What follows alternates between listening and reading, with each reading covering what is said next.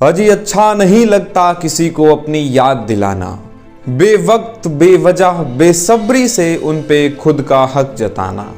अगर अहमियत होगी तो लोग खुद ब खुद याद कर लेंगे, अगर अहमियत होगी तो लोग खुद ब खुद याद कर लेंगे, और अगर प्यार होगा उन्हें भी हमसे तो कभी न कभी बात कर लेंगे।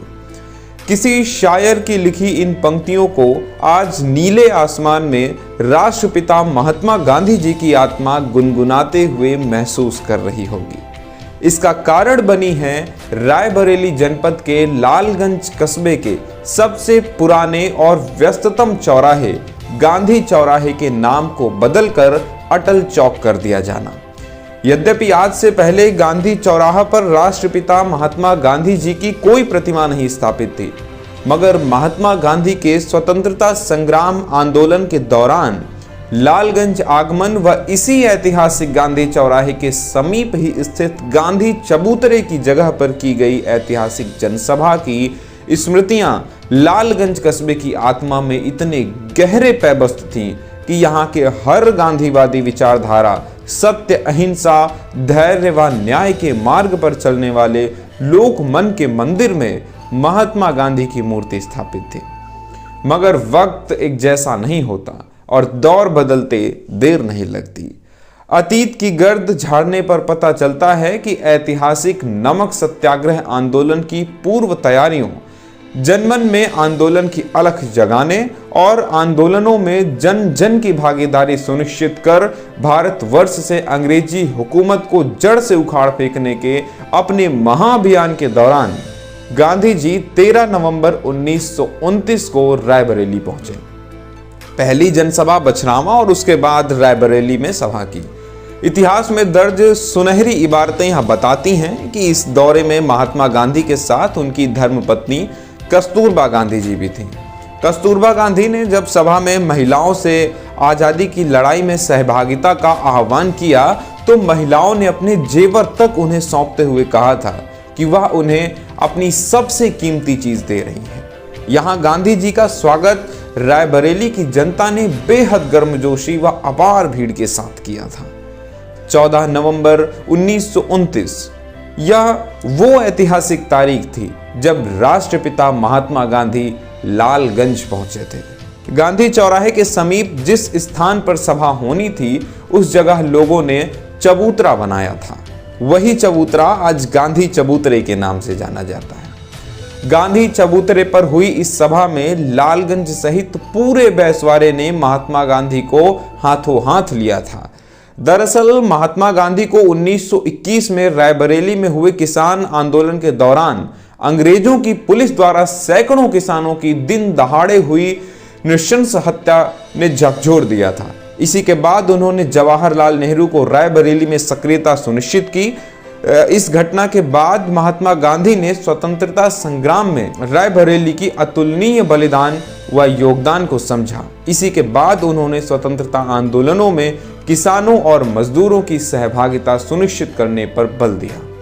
रायबरेली की आजादी के मतवालों द्वारा दी गई कुर्बानियों व जबरदस्त सहभागिता के कारण नमक सत्याग्रह में संयुक्त प्रांत में रायबरेली को नेतृत्व दिया गया और महात्मा गांधी ने रायबरेली को आंदोलनों का तीर्थ कहा। यंग इंडिया में रायबरेली के आम जनमानस द्वारा जनसभा में भारी भीड़ की सहभागिता व दी गई आर्थिक मदद का उल्लेख किया गया है।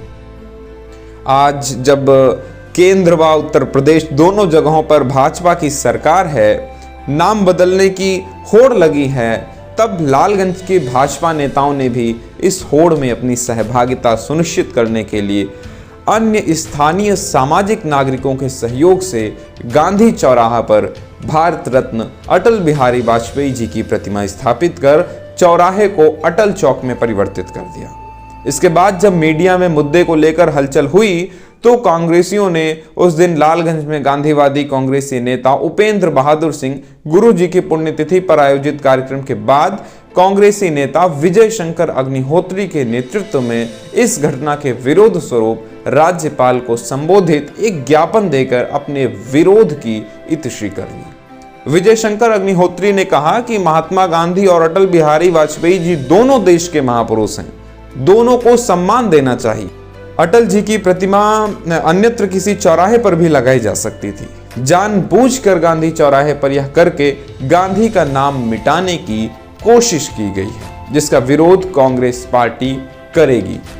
अटल जी की आत्मा भी ओछी मानसिकता के भाजपाइयों द्वारा किए गए इस कृत्य को धिक्कारती होगी। अगर अटल जी होते और उनके सामने ये होता तो हरगिज वो इस बात को स्वीकार न करते। यह तो था जिले के कांग्रेस कमेटी का प्रत्युत्तर जो उन्होंने घटना के विरोध में दिया है। गांधी उपनाम लेकर रायबरेली समेत पूरे देश में राजनीति करने वाले गांधी परिवार की सबसे बड़ी बुजुर्ग व जिले के सांसद सोनिया गांधी का घटना के क्रम में अब तक कोई बयान नहीं आया।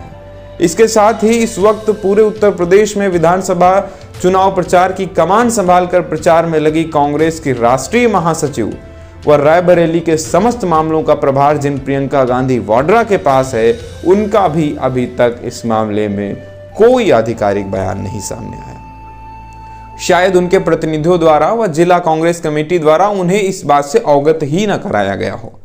बहरहाल सरेनी के क्षेत्रीय भाजपा विधायक धीरेन्द्र बहादुर सिंह द्वारा उद्घाटित की गई अटल प्रतिमा व नव उद्घोषित अटल चौक के मामले को लेकर क्षेत्रीय आम जनमानस में चर्चा बेहद गर्म है। मामले में आगे क्या मोड़ आएगा या फिलहाल वक्त के गर्भ में है, पर प्रतीकात्मक राजनीति के इस मौजूदा दौर में गांधी उपनामधारी गांधी परिवार के गढ़ रायबरेली के लालगंज में गांधी को गुम कर भाजपाइयों ने गांधी परिवार को जोरदार झटका दिया है। वैसे ये जो अभी तक आप सुन रहे थे, इसे लिखा है सिद्धार्थ त्रिवेदी जी ने। मैं हूं अक्षय प्रताप सिंह।